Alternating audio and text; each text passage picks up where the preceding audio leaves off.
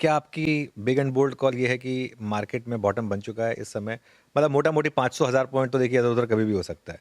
लेकिन एक रफली मान के चलें कि साढ़े 21,000 22,000 के करीब क्या एक लेवल्स नहीं टूटेंगे या वो रिस्क रहेगा? I think 90% I can say yes. हाँ। These are the sacrosanct level. उसके beyond market में नीचे जाना will be a compelling buy for us. So Indian market काफी हद तक अनुज भाई लगता है कि bottom out हो चुका है, but एक ही caveat है और वो caveat है US stock market. क्योंकि US stock market हमारे व्यू में अभी तक bottom out नहीं हुआ है. ये US market एक ऐसा stock market है जहाँ Nasdaq का earning yield लगभग 3.5% है और जो 30 ईयर जीसेक है गवर्नमेंट का वो आपको 4.5% का रिटर्न दे रहा है. बॉन्ड मार्केट 4.5% जो safest asset class in the world है. इक्विटी मार्केट 3.5% का अर्निंग यील्ड दे रहा है. तो मुझे लगता है कहीं ना कहीं ये जो डाइकॉटमी जब खत्म होगी और यूएस मार्केट में एक वैल्यूएशन फेयर आएंगे तब हमें लगता है कि यूएस मार्केट बॉटम आउट होगा और तभी काफी हद तक इंडियन मार्केट भी बॉटम आउट हो जाएगा. लेकिन उससे पहले इसका मतलब आप कह रहे हैं कि अभी भी मार्केट में पेन हो सकता है और खास तौर से अगर ये मूव आया तो क्या डॉलर रुपी जो है वो और बड़ा मूव दिखा सकता है, एफआई की सेलिंग बढ़ सकती है? इन दैट केस मतलब एक कहीं ना कहीं एक सेंस ये बन रही है कि क्या एक आखिरी वाली गिरावट भारतीय मार्केट के लिए अभी भी बाकी है फिर? I think if I can say a bold call, yes. But it's a good time to accumulate. So you said Amit भाई बाय करना है तो बाय नहीं करना भी accumulate करना है. केवल क्वालिटी स्टॉक्स को आपको accumulate करना है. To give you a fair stats, 2022 से लेके और मार्च 2026 तक एफआईज ने लगभग 10 लाख करोड़ का माल बेचा है. 10 lakh crore is a huge number. हम 2008 में उन्होंने अक्टूबर 2008 में 60,000 करोड़ का माल बेचा था तो निफ्टी 50% टूट गया था.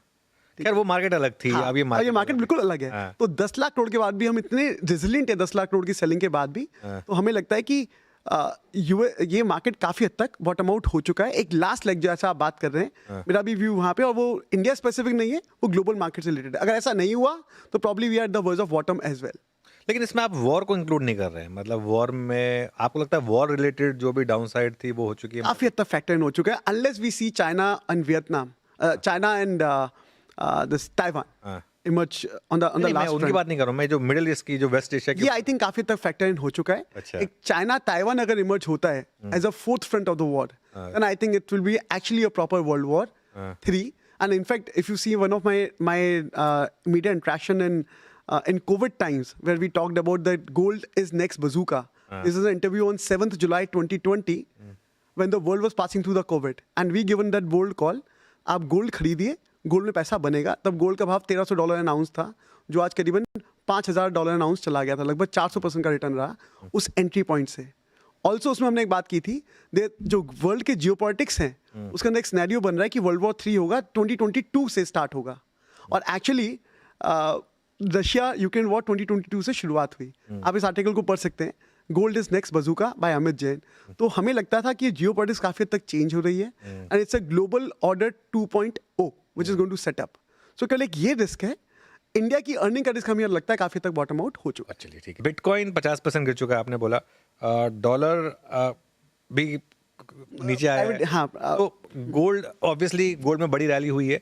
इसके अलावा अब आपकी यहाँ से सबसे बड़ी बिग बोल्ड कॉल क्या है? जैसे 2020 में आपने बोला गोल्ड विल बी बजूका. हाँ जी. यहाँ से बजूका कॉल क्या है? यहाँ से सबसे ज्यादा आपको कहाँ पर रैली दिख रही है अगले 5 से 6 साल के लिए?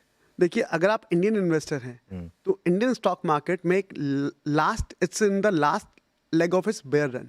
ओके. ये जो 1.5 ईयर का जो बेयर रन रहा है it is one of the longest bear run Indian market has seen. सितंबर 2024 से. हाँ, और उस वक्त हमने एग्जिट पॉइंट लिया था अपने मीडिया इंटरेक्शन के अंदर. That you again find out on the Google once you search it. We exited on 8 सितंबर 2024. ओके. तब से मार्केट में एक बेयर रन चल रहा है. हमें लगता है ये लास्ट लेग है उस बेयर रन का.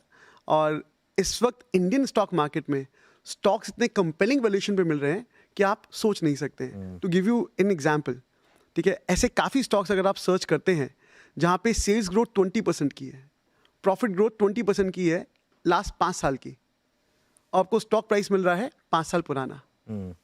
तो ये एक्चुअली वैल्यू बाइंग अपॉर्चुनिटी है. तो हमें लगता है इंडियन स्टॉक मार्केट में you can make a big money even in small cap and mid caps now because जो उनका फ्रॉथी वैल्यूएशन था 2021 का और 2023 का वो काफी तक अभी डाई डाउन हो चुका है. ओके.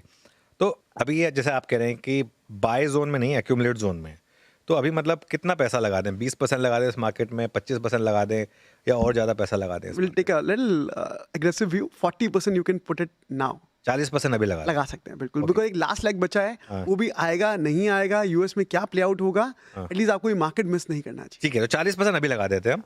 बाकी के 60% के लिए क्या बड़ी गिरावट का वेट करें या कंफर्मेशन का वेट करें कि बॉटम बन गया उसके बाद लगा दें? अब बाकी के 60% में भी हाँ। आप 20% के अच्छे ETF, हाँ, आप बैंक ETF ले सकते हैं। हाँ। इवन आईटी पे हम लोग कॉन्ट्रा बुलिश हैं, हमें लगता है आईटी यहाँ से बॉटम आउट होना शुरू होना चाहिए। हाँ। एक रिजल्ट के बाद हमें क्लैरिटी आ जाएगी इन्फोसिस के, जो भी 10-15 दिन के अंदर आ जाएगा।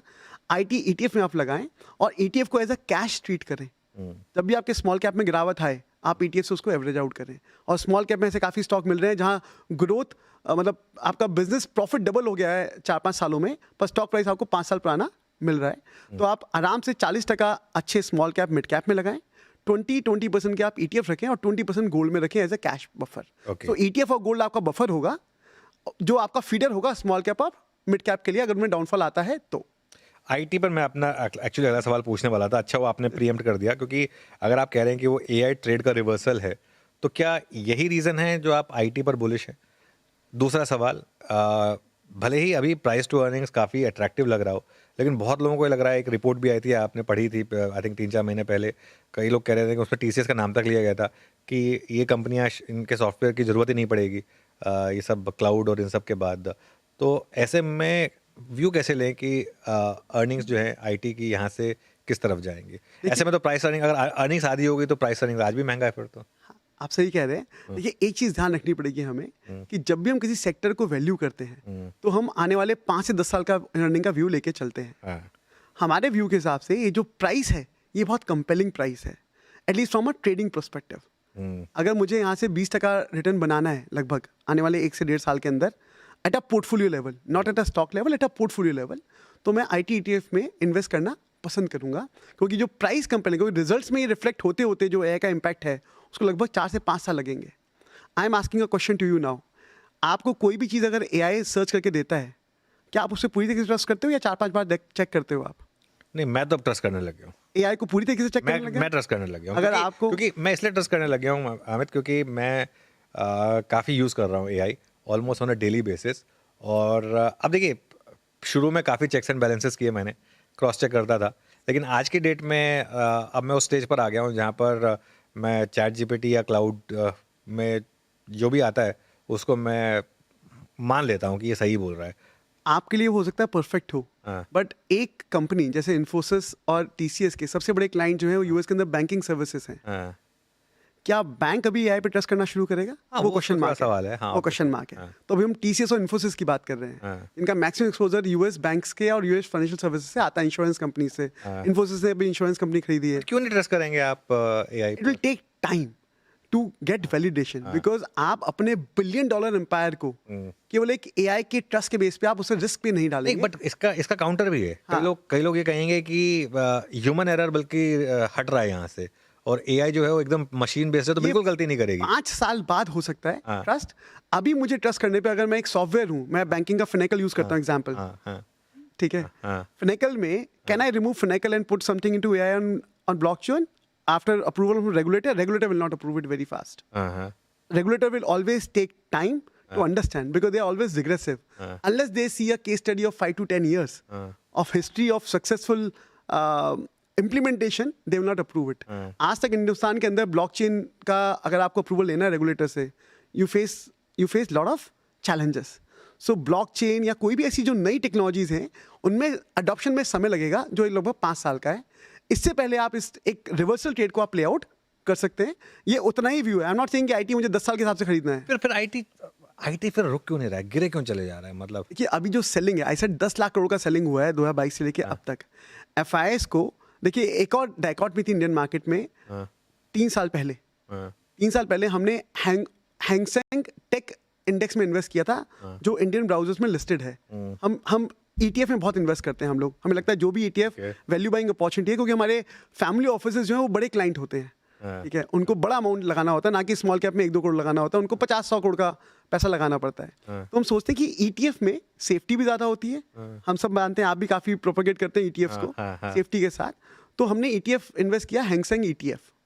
आप मानिए कि हैंगसेंग ETF जो हांगकांग टेक्नोलॉजी सेक्टर है उसका पी था 7 और नैस्डैक का पी था 34। हाँ हाँ, मुझे याद है वो चार्ट अभी तक याद है मुझे अच्छे से, वो अली बाबा वगैरह सब Correct. काफी सस्ते हो गए थे। अब वो काफी वैल्यूएशन पे आ गया है। अब हैंगसेंग ETF भी लगभग हांगकांग टेक्नोलॉजी ETF भी अब करीबन 15 के वैल्यूएशन पे आ गया है। हाँ। तो इंडियन मार्केट में जो Nasdaq 40 वैल्यूएशन कहाँ था, पर है अभी? Nasdaq नैस्डैक अभी करीबन 28 के आसपास है अभी भी? हाँ आज 28। तभी हम सेइंग कि earning yield is close to 3.5 और यूएस G-Sec इज 4.5 30 ईयर। तो अभी भी बहुत डिफरेंस है। तभी मुझे लगता है कि नैस्डैक में गिरावट आनी चाहिए। Okay. Coming back to the point, ये जो ETF वाली चीज है, जो इंडियन मार्केट में जो एक बहुत बड़ा प्रीमियम वैल्यूएशन था, हम एशियन प्लेयर से 60-70% प्रीमियम पे ट्रेड करते थे, वो अब काफी हद तक 40 वैल्यूएशन नीचे आ गया है।